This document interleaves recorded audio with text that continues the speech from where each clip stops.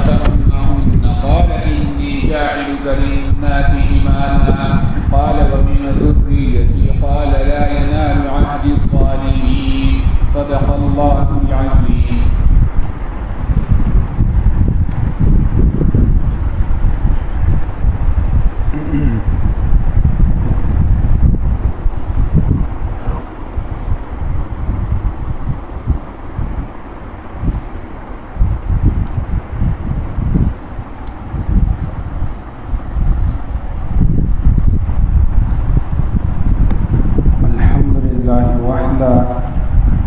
والصلاة والسلام على من لا نبي بعد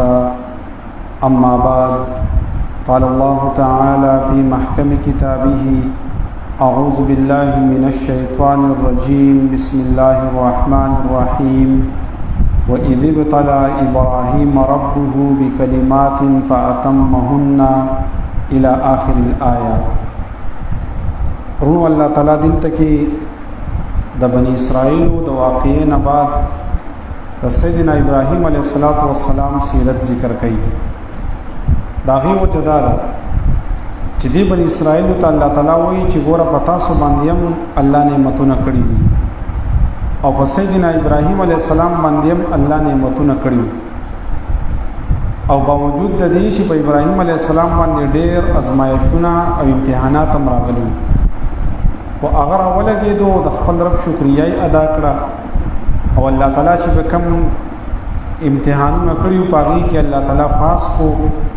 نو دی بنی اسرائیل ته الله تعالی وایي چې تاسو ځان ته د ابراهیم علیه السلام ملت ولا وایي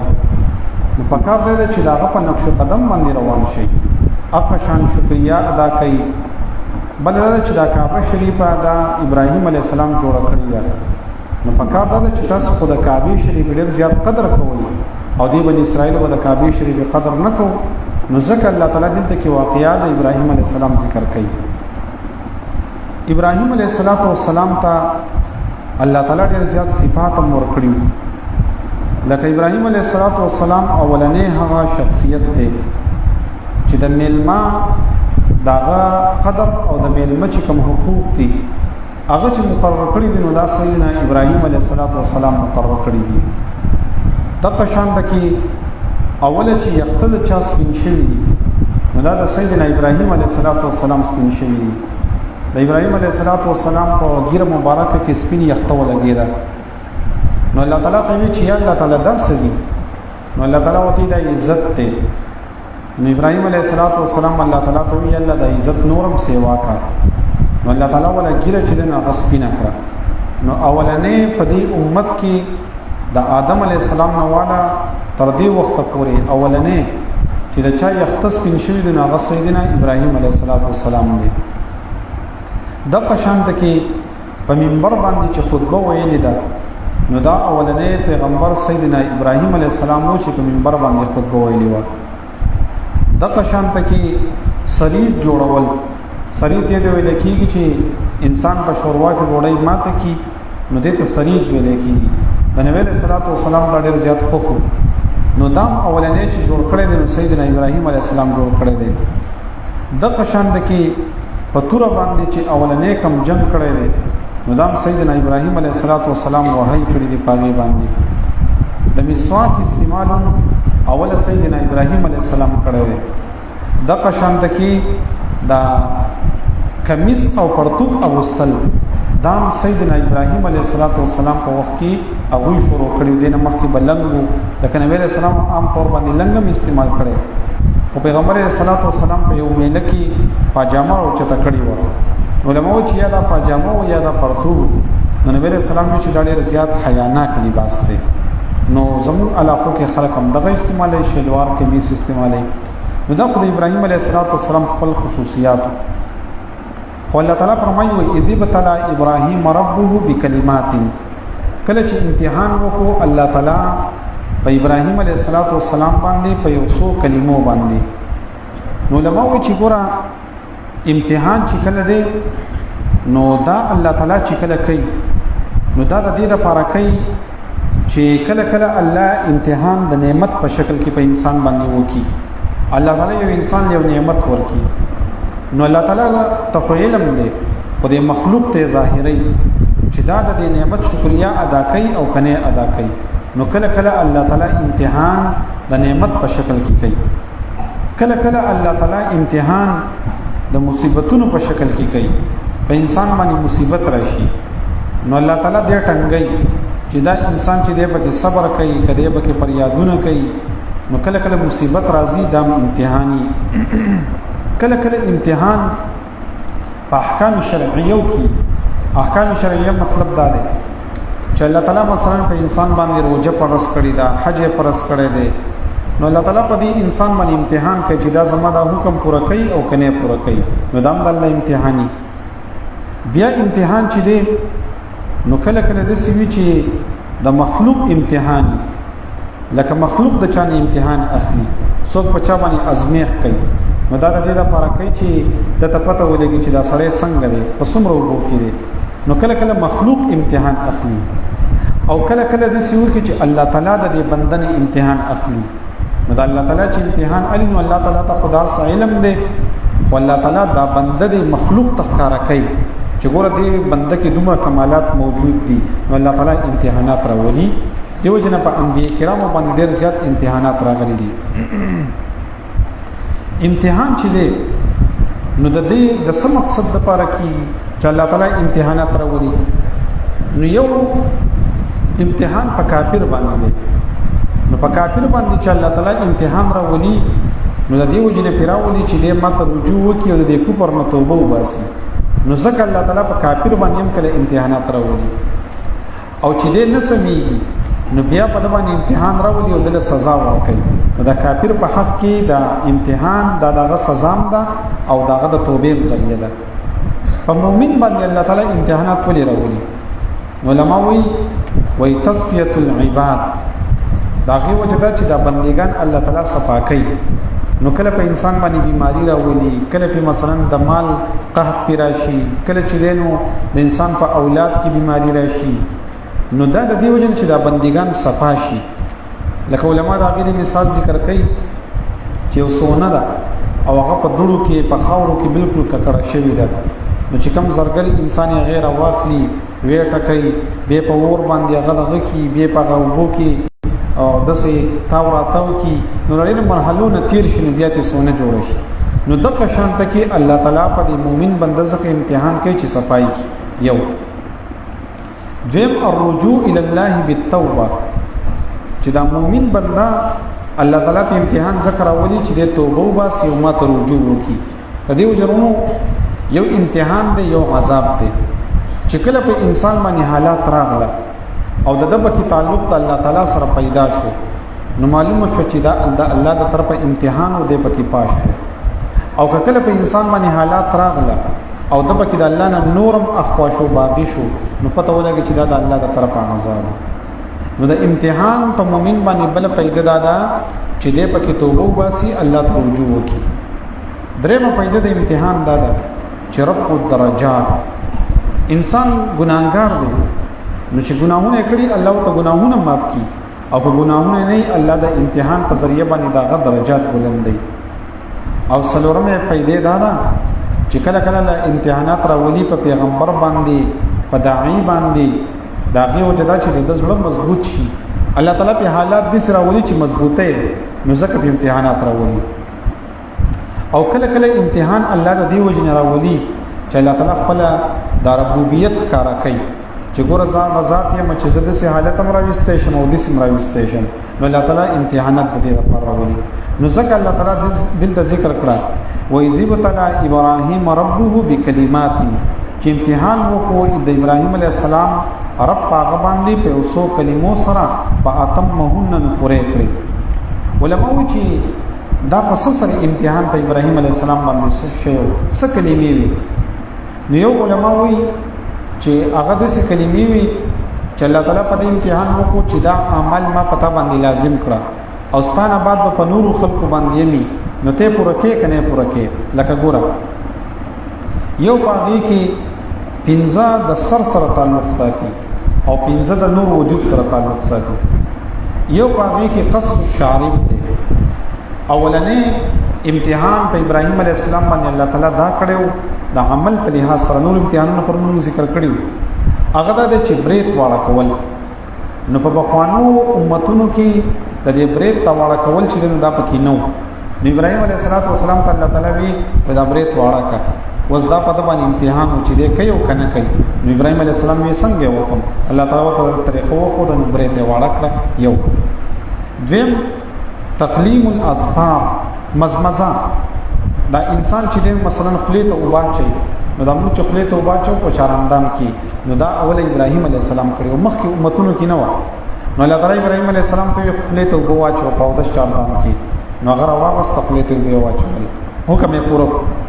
بل د استنشاق د پوزي توبه چول دم د ابراهیم علیه السلام سنت دي نو ابراهیم علیه السلام دم پوره کړ بل مسواک چې د دم د ابراهیم علیه السلام سنتو هغه طریقه شروع کړی و نو په دې کې پاش شو د کشان دکی فرق الشعر د یخته په میز باندې اړول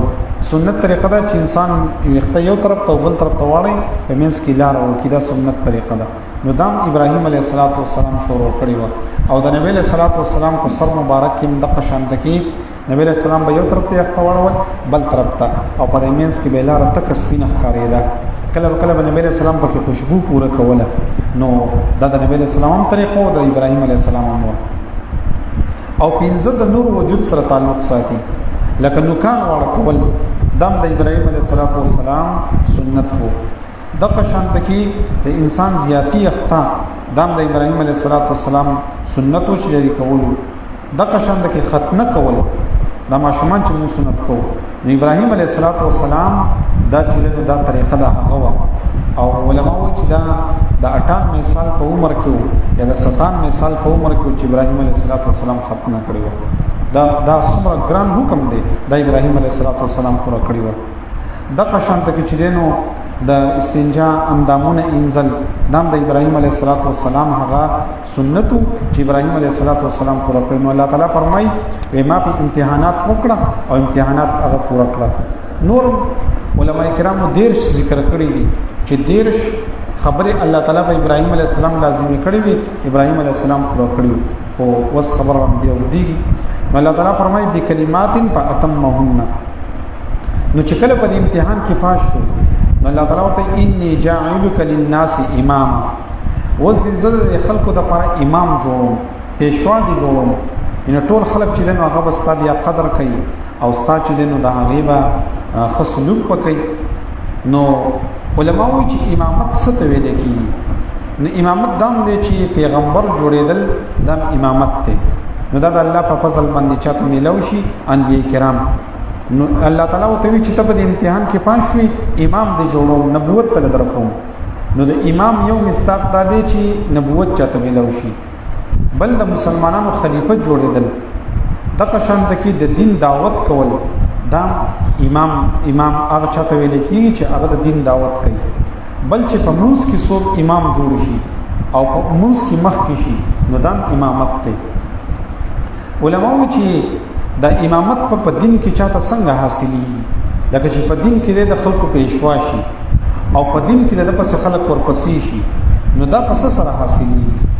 نو یو الایمان الصحیح صحیح ایمان چې څوک په ځان کې پیدا کی دنه به الله تعالی د دین کار اخلي خلک به د پس ابتدا کوي او د پس ورپسې چې صحیح ایمان پچا کې پیدا شي دیم العمل الصالح نیک عمل کوم انسان چې نیک اعمال کوي خلک به د پس ورپسې کیږي خلک به د خبرې حواله ور کوي او خلک به د قدر کوي عمل صالح دریم الصبر چې کوم انسان کې صبر پیدا شو دله الله تعالی امامت ور کوي څلورم یقین چې د کوم انسان عقیده مضبوطی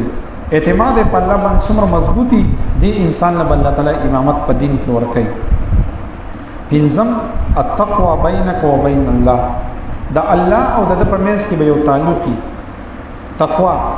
د الله تعالی سره به د خپل یو تعلق موجودي چې بکم انسان کې دا صفت موجود شو الله تعالی ول امامت مشری ول ور کوي شپږم التواضع بینک و بین الناس عاجزی وکي د خلق سره په عاجزۍ سره پیش راځي د خلق سره په عاجزۍ کې نو طالب الله تعالی مشری درکړي او وم الزهد بینک و بین الدنیا دنیادار به د ځان نه جوړي د دنیا سره به دومره مینه نه کوي چې بیا دې ته نه ګوري چې حلال دي او که حرام دي او بس وایي چې رام خو دې او دنیا مې پیدا کړې نو چې دا کار څوک کوي چې د دنیا نه بې رغبت وي بس وخت پاس کیږي او ژوندګي تیریږي بس دغه پوره ده د دنیا کونه د ځان نه جوړي نو چې دا صفت پچا کی نو الله ولا مشری ور کوي او اتم مجاهده فيما بينك وبين النفس د خپل نفس سره چې د زړه سره د خپل وجود سره د سره مقابله کې تا ته زړه وې دا کار وکا ته د زړه مخالفت کې نو الله به مشری در کوي او نه هم الدعوه چې کوم انسان دعوت ور کوي د دعوت کار کوي دی انسان له الله تعالی مشری ور کوي او لسم چې د بندګانو حقوق انسان پوره کوي نو دی انسان له الله تعالی مشری ور کوي او یو لسم نمبر چې کوم انسان ظلم نه کوي نو دی انسان له الله تعالی په دین کې مشری ور کوي نو الله تعالی فرمایل انی جاعلک للناس اماما زتا ګرځوم د خلکو لپاره امام دی ګرځوم نو ابراهیم علیه السلام یو زماده اولاد بسکی د ابراهیم علیه السلام سلور بچی سیدنا اسماعیل علیه السلام اسحاق علیه السلام مدین او مدائن دا سلور بچی د ابراهیم علیه السلام ابراهیم علیه السلام یې زما د اولاد بسکی الله تعالی ورته وایي زما د واده ظالمانو ته نه رسیږي ظالمانو نزل نبوت ورکوم او ظالمان نزل مشری ورکوم په دین کې چې کوم پکې نیکان دی او بل به مشری ورکوم نو الله تعالی وسره دا وعده وکړه نو الله تعالی دغه د ابراهیم علیه السلام واقعي ذکر کوي وایي ذب تلا هر کله چې امتحان وکړو ابراهیم علیه السلام ربه رب دهغا بکلمات بیوسو کلمو سرا فاتمهن نپوریکڑی قالا وی اللہ تعالی انی جاعلوکا للناس اماما زگر زون کے ما تعالی را دخلق دا پارا پیشوا قالا وی ابراہیم علیہ السلام ومن ذريتي رب العالمين والعاقبة للمتقين الصلاة والسلام على رسوله محمد وعلى آله وأصحابه أجمعين ربنا هب لنا من أزواجنا وذرياتنا قرة أعين واجعلنا للمتقين إماما برحمتك يا أرحم الراحمين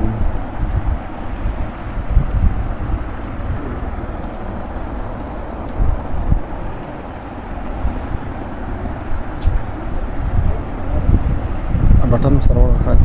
बटन वसरांत वाढवलं